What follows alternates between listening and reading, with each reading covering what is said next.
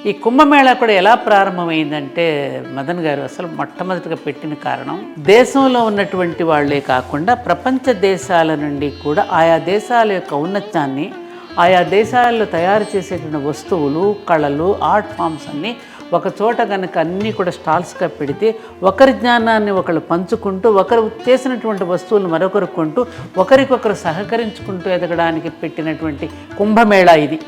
అసలు పెట్టింది ఆ ఉద్దేశం. తర్వాత అక్కడ స్నానాలకు పరిమితం అయిపోయింది. ఈ జ్ఞానాన్ని పంచుకోవడం అనేది పోయింది.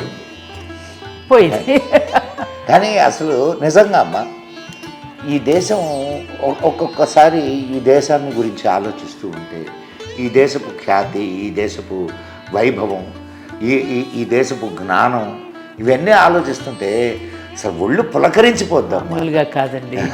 వివేకానందుడు మీరు అన్నారు కాబట్టి గుర్తుకొచ్చింది.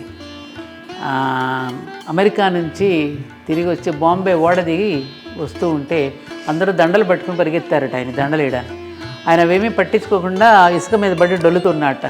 ఏం స్వామి ఏమైంది మీరు ఇలా డొల్లుతున్నారంటే, ఇప్పటి వరకు భౌతికమైనటువంటి ఆచార వ్యవహారాలలో ఆ దేశంలో ఉండి వచ్చిన ఈ దేహాన్ని మళ్ళా నా భారత భూరజనతో పవిత్రం చేసుకుంటున్నానయ్యా అన్నాడు.